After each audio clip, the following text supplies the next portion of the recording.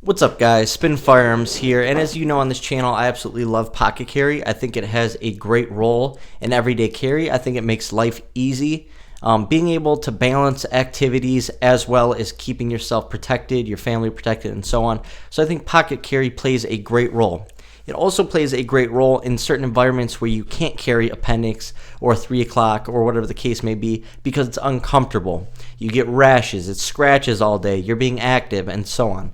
So I think having something in your pocket or something you could potentially put in your pocket plays a big role. But before we get started, hit the like button, drop a comment down below, tell me what you carry today, tell me what you think of this video, and so on. Also, hit that subscribe button. It means a lot to me. I put a lot of work in these channels.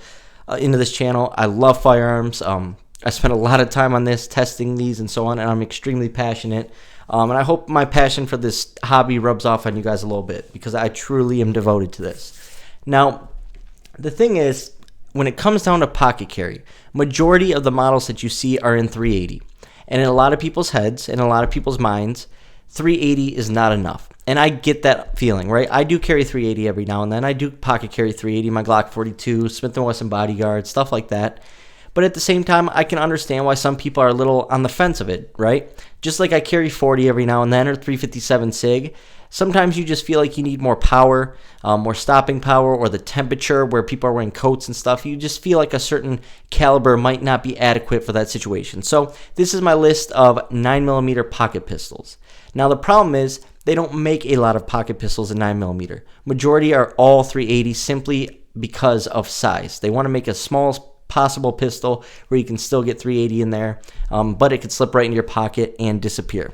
So a lot of these aren't your average pocket pistols, but what a majority of them are single stacks. And there's a lot of reasons I'm going to get into why they're just great options, especially in today with their price, people calling them outdated and so on. That really just benefits you guys. That just benefits me.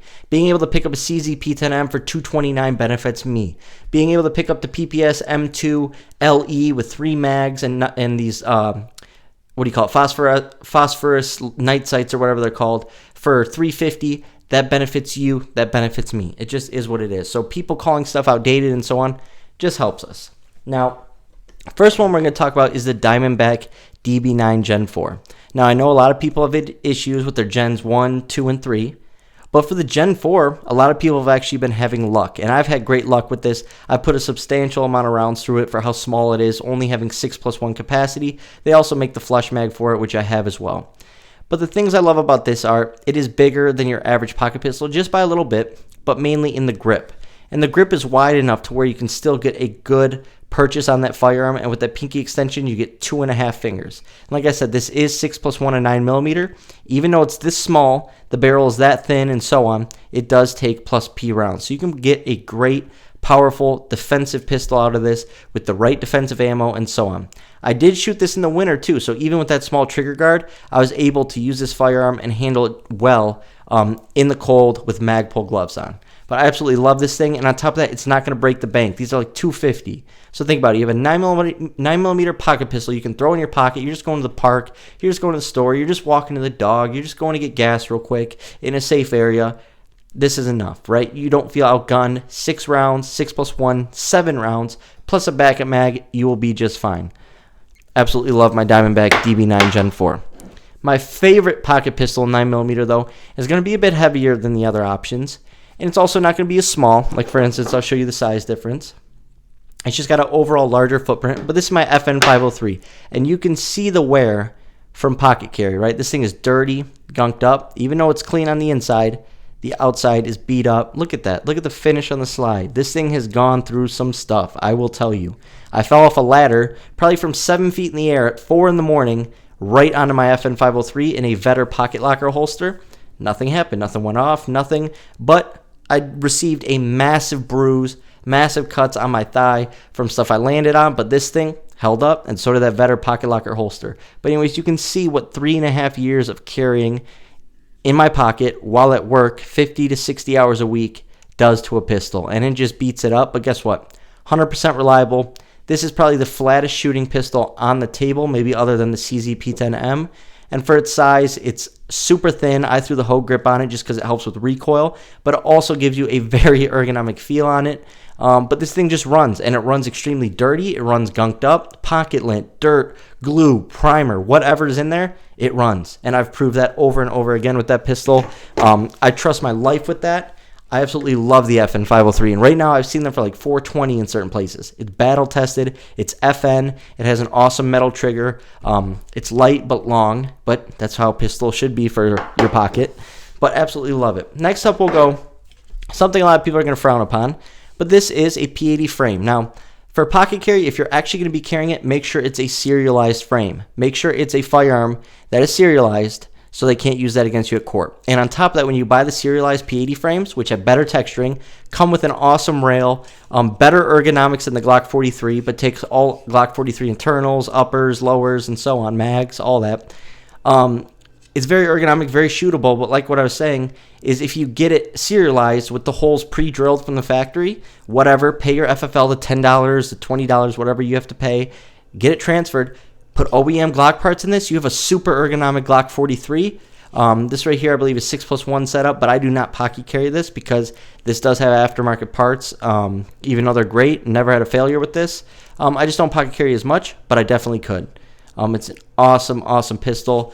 Awesome frame, and you got to love P80 because they're a company that is pro 2A and is constantly in lawsuits and battles and protecting our freedoms. So what more can you say? You got to support companies like this. You just got to. Next up is going to be my CZ P10M. This right now was going for $229 on Palmetto State Armory. And the P10M is the micro, right? So it doesn't have the trigger that the other P10s have, but if you put 250, 500 rounds through this, that trigger really loosens up and becomes a great defensive trigger. Now, the number one thing I like about this is it was designed for pocket carry. I hear a lot of people complaining, oh, no slide stop, no slide release. Guys, I just slingshot my slides anyways. I never use a slide stop or a slide release. I just slingshot, and that's how I train, and it is what it is. So it works out good having this pistol. But this pistol is great because the finish is never going to wear off. It's going to look like my FN503 after 3.5 years getting beat up, gunked up, full of moisture, no rust, but just has some character to it. And that's what would happen with something like this. Also, they've designed this for pocket carry. That is why it's a heavier trigger, which is perfect for pocket carry. A very shootable trigger, very accurate, predictable break, and so on. But also there's nothing to snag, right? So people are like, oh, what would you snag pulling out of your holster? Well, this was designed for your pocket. Therefore, there's lots to snag on. But I absolutely love this thing. 7+1. I pocket carry it in a Vetter pocket locker holster. Awesome memory pads. Awesome rail. Like I said, I love the trigger. Great shooter. And I've shot this thing in negative degree weather, and it ran flawlessly. So I have no complaints about my CZ P10M. Probably the best deal you could get on this table that's going to run reliably and eat up every type of ammo you put through it. Next up is going to be my Walther PPSM2. I actually carried this at work for a while. I love this thing. I think it's a great shooter. And what you're going to notice is a lot of these are single stacks. And the reason why I choose single stacks for pocket carry is, one, they tend to be tested. They tend to be reliable. They're a design that's been around for a while. And they would not continue them if they were having all sorts of issues. So the Glock 43, stuff like that, they've all been tested thoroughly, especially this Walther PPSM2. On top of that, they're very thin. They're very light, and they hold plenty of rounds for when I'm pocket carrying. When I'm not pocket carrying, I'll carry my Hellcats, my Hellcat Pro, my Glock 26, my Shield Plus. But for pocket carry, another thing is these are cheap because people call them outdated. You can get all these single stacks, under $400 easy, other than the FN. But still, for $420, having a reliable pocket pistol you could take anywhere, it's amazing. But the PPS is going to have a bigger footprint than everything else on this table. It just is what it is. It's got a longer barrel than them, but at the same time, that just makes it a better shooter. And the PPS is a great shooter. Once again, the trigger does get a little bit better as you live fire it and actually train with it. Next up is a Glock 43. This is probably one of the best 9mm pocket pistols out there. One, because of all the parts availabilities. You can buy lower parts kits, upper part kits. For when this is dirty, you can literally just swap out parts for preventative maintenance and so on. But on top of that, it's pretty ergonomic. It's very light. It's very thin. Very easy to conceal in your pocket. And something like this, get a Vetter pocket locker holster, and this is 8+1 in this setup. So my FN503 does take an 8-round mag, but right now it's a 6+1. 8+1 for the Glock 43. It just is what it is. But this has a mag guts conversion kit, like I was saying, but a great pocket pistol. And you know what the thing about the Glock 43 is? It's probably one of the most reliable pistols in the world. It just is what it is. And so many people still carry them to this day. You'd be surprised. I talk to these people all the time. But 9 rounds of 9mm in your pocket, you know, is what it is. And someone said, oh, I pocket carry a Glock 43X. If you can, that's amazing. But in my case, I can't. None of them will not fit in my pocket. Next up, we're going to go to the double stack Micro 9s, which I don't tend to use for pocket carry. But you could pocket carry this Hellcat. This is an 11+1 setup. And compared to something like the CZ P10M, it's pretty similar in size. But it has almost double the capacity. I love my Hellcats. They eat everything. And I know this thing can take abuse, be reliable, get scratched. The finish can get soaking wet. And it's not going to rust the way other firearms do. So I absolutely love the Hellcat for pocket carry. I just don't pocket carry as much because I prefer appendix. And then I have my other pocket carry selections, which you've seen. For pocket carry, but you could very easily, and then guess what? When you appendix carry, throw that 15-round mag in or 13-round mag back in. Absolutely love this thing. Very light, very thin. Yeah, has capacity. What more can you ask for? But I wouldn't never pocket carry with a red dot. It just doesn't make sense because you get so dirty while pocket carrying. And then the SIG P365. You could pocket carry it, but I would stay away from pocket carrying the P365. They tend to have rust issues on the slide, on the sights, underneath the optics plate, on the magazine.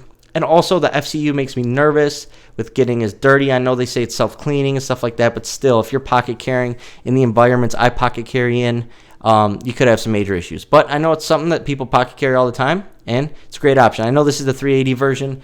My 9mm P365 has that X grip on it right now. I just didn't want to pull it out, but you get the deal. And then also I want to say the shield from Smith & Wesson. You can get the shield in 9mm for like $325 right now. How can you beat that? It's reliable, and actually I pocket carry at work right now a shield in 357 SIG. That is my go-to for work, 55 to 60 hours per week. Because I work now more than ever, and it's absolutely been great. So the shield is an awesome way to go. I just didn't grab it. But yeah, thanks for watching, guys. Let me know in the comments if this helped you at all, made sense to you or anything like that. Thanks for watching.